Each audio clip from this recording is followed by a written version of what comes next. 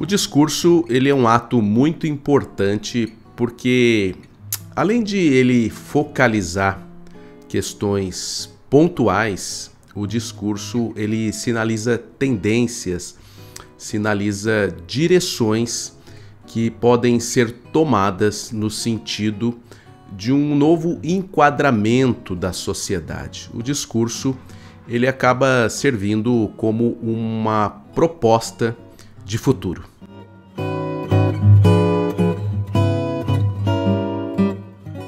Olá, seja bem-vindo ao nosso canal. Meu nome é Fábio Boer, eu sou jornalista, mestre em comunicação e consumo, e nesse programa eu queria mostrar para vocês um discurso que eu considero bastante importante, realizado pelo deputado estadual Tomé Abdul na Assembleia Legislativa de São Paulo. É um discurso que chama atenção pela sua capacidade de sintetizar o posicionamento, a estratégia, a forma com que os esquerdistas se colocam para a sociedade, tanto de modo aberto, ou seja, falando com o eleitor livremente nos mais diversos cantos, como dentro das assembleias legislativas, dentro da Câmara dos Deputados Federais. Enfim, é um modo de se comunicar que gera muito ruído na sociedade, mas faz parte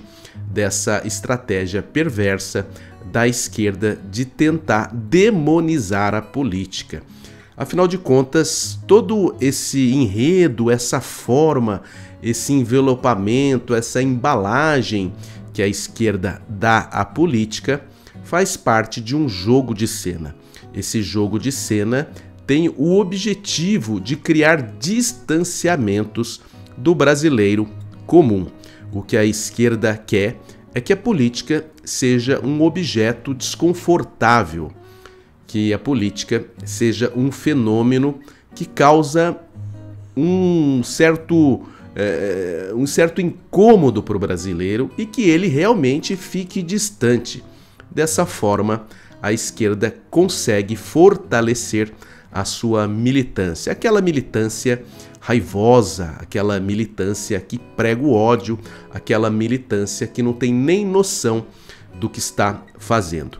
A gente, como jornalista, como comunicador, eu particularmente como produtor de conteúdo e uma pessoa, um profissional que tem um posicionamento muito claro, muito transparente, como todos vocês sabem, eu sou de linha conservadora, sou pensamento liberal, sou uma pessoa extremamente favorável à meritocracia, não é? Ou seja, ganha quem merece, ganha quem produz, aquele que não quer tirar a bunda do sofá, aquele que quer ficar debaixo da árvore, sob sombra e tomando água fresca, vai para o fim da fila, vai aprender a produzir, vai aprender a trabalhar para realmente merecer algo de bom. Eu sou dessa linha e, sendo dessa linha, naturalmente a gente é atacado todos os dias. Mas o tipo de ataque que a gente recebe não é um ataque do diálogo, não é um ataque do debate, é um ataque agressivo, é a violência. O esquerdista, ele foi ensinado, ele é treinado a atacar, a violentar. E por que ele faz isso? Porque ele não tem argumento. O esquerdista não tem argumento, não tem conteúdo, não tem condições intelectuais de fazer um debate decente. Então, ele apela.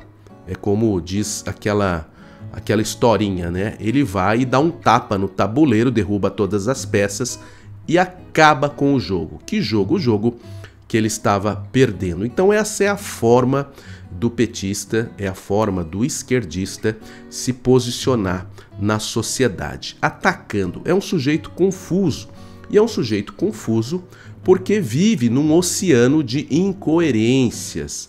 A gente vê o governo atual, por exemplo, falando em defesa da Amazônia, uma bandeira usada para ganhar voto, e o que a gente assiste na realidade é o recorde histórico de desmatamento. a gente vê um governo falando em proteção ao meio ambiente e o que a gente vê são estímulos e incentivo ao uso do petróleo, da gasolina, em vez de direcionar investimentos a matrizes energéticas associadas à energia limpa. A gente vê um governo que fala em defesa do pobre, em combater a fome, e é um governo que dá os piores exemplos em termos de gastos, em termos de mordomias, de privilégios, de viagens milionárias, de aumento de número de ministérios. É um governo que fala em combater corrupção, mas é uma turma carimbada pela maracutaia, pela malandragem, e assim o fará, e assim tornar-se-á isso muito claro futuramente. Afinal de contas, eles não vão trair o DNA. Então é um partido, é um grupo ideológico que se vive às voltas com a incoerência, e isso se reflete nos seus seguidores, nos seus militantes.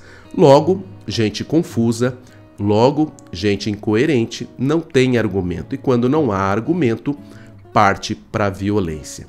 Então eu trago esse discurso e peço a você que assista até o final para entender o quão é importante a gente investir nessa ideia de que é preciso pregar, é preciso estabelecer um diálogo de, nem vou dizer alto nível, porque nesse momento seria exigir demais, mas um mínimo de nível, né? Um mínimo de condições de debate. A melhor forma da gente desestruturar essa coisa horrível chamada socialismo, chamado comunismo, que o Lula se orgulha de participar, é mostrando os defeitos, é insistindo em tornar claro o quanto essa ideologia é destrutiva.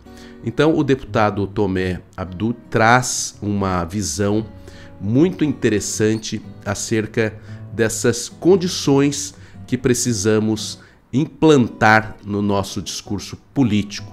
É somente fazendo política com civilidade, com respeito, com clareza, que a gente vai conseguir absorver, atrair mais e mais pessoas para debates, para discussões acerca do nosso próprio bem. E não simplesmente terceirizar decisões e, o que é pior, deixar que essas decisões sejam tomadas por pessoas incompetentes, pessoas desonestas e pessoas com o coração muito ruim. Então, gente, vamos lá, vamos assistir até o final esse discurso. E eu gostaria aí que vocês deixassem os seus comentários, as suas sugestões. Afinal, o ponto de vista de cada um de vocês a respeito dessa fala, que eu considero uma fala muito produtiva e muito pertinente para o momento em que estamos vivendo. Valeu? Muito obrigado aí pela sua companhia. Um grande abraço e até a próxima. Não deixa de ver o discurso. Vejo hoje que tudo é vitimismo.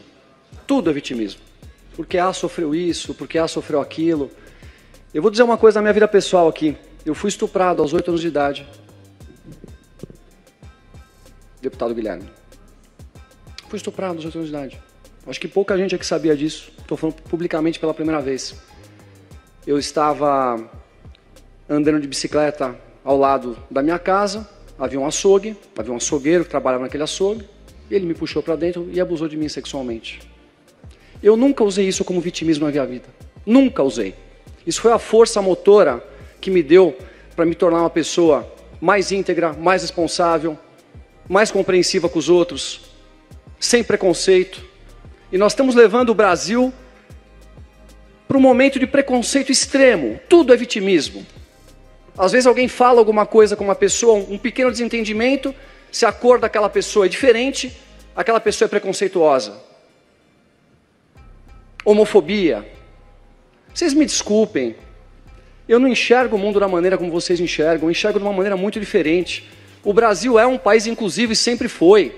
Então é muito cuidadoso quando a gente usa esse vitimismo para poder declarar tudo.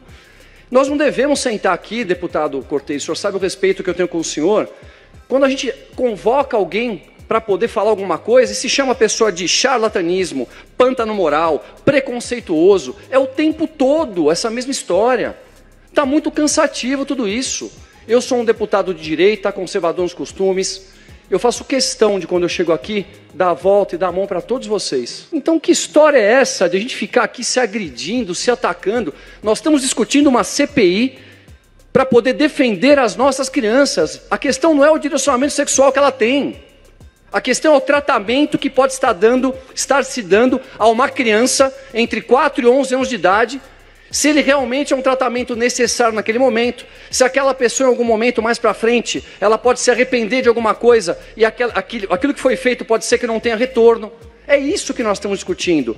Ninguém aqui está para lacrar ou para desrespeitar ou para expor pessoas ou para poder abrir um currículo médico de alguém de maneira que se expõe alguém. Nós estamos tentando cuidar das nossas crianças. A criança pode sim ter um direcionamento sexual diferente no determinado momento da vida, não tenha dúvida disso. Agora, qual é o tratamento que se dá para essa criança, em qual momento? Não adianta a gente trazer para cá somente pessoas que estejam do lado ideológico, que pactuam com isso. Porque a gente tem uma certa tendência, quando a gente está de um determinado lado, a achar que tudo que nós fazemos está correto. E muitas vezes não está. E tem que tomar cuidado, deputado Guilherme Cortez, com preconceito. Porque se alguém cita alguma coisa dizendo que Deus, que criou o homem e a mulher, isso já é um preconceito, porque aquela pessoa ela tem um sentimento maior em relação à religião. Vocês pedem respeito desrespeitando os outros. Está muito cansativo. Eu faço o máximo possível para ser respeitoso com todos, da forma como pensam, da maneira como recebem a sua própria imagem, da maneira como querem viver as suas vidas, mas a gente não entende que o lado oposto faz a mesma coisa. Me desculpem, não dá para vocês defenderem uma pessoa que vem aqui, óbvio, num encontro legítimo que aconteceu ontem, e que não há nenhum problema, ele deve sim ser respeitado, e que fala que vai ter que ter navalhas na boca, e dizer que isso é uma figura de linguagem. Você imagina se um deputado lá de cá fala uma coisa dessa, vocês vão achar que é figura de linguagem? Nós temos que ter o mesmo peso e medida dos dois lados. Não dá para ter pesos e medidas diferentes. É o Brasil de hoje. Tudo que é de um lado pode, tudo que é do outro lado é preconceito, é violência, é discurso de ódio, mas quando a gente escuta um discurso de navalhas na boca, não é um discurso de ódio, é uma figura de expressão, é uma força de expressão. Eu acho que é isso o nosso maior problema. É nesse aspecto que nós temos que olhar e parar e simplesmente discutir respeito. Nós respeitamos vocês nos respeitam, a gente vive juntos em sociedade e tenho a certeza que 95% do que todo mundo quer é comum a ambas as partes. Eu fico vendo aqui as discussões, nós queremos trabalho social, nós queremos ajudar as pessoas menos favorecidas, nós queremos respeito, nós queremos uma casa íntegra, quando eu digo íntegra, são parlamentares que tenham a integridade de não utilizar recurso público de maneira errada, de não usar o seu cargo para poder se autopromover ou ganhar dinheiro com isso. Nós queremos que todos juntos entendam que existe uma nação que é formada por uma pluralidade e que tem que ser respeitada de ambos os lados. Eu sou católico, eu vou na igreja, eu rezo, eu peço a Deus para me ajudar, eu quero criar meu filho de uma maneira cristã. Óbvio que ele vai crescer e em um determinado momento vai ter o desejo dele. Se você quer criar seu filho de maneira progressista, você também tem o direito. O que nós não podemos é ficar entrando um na vida do outro e colocando as nossas próprias verdades como se fosse a forma correta de viver. E aí, mais uma vez, entra a palavra respeito, que eu acho que está faltando para todos nós, presidente.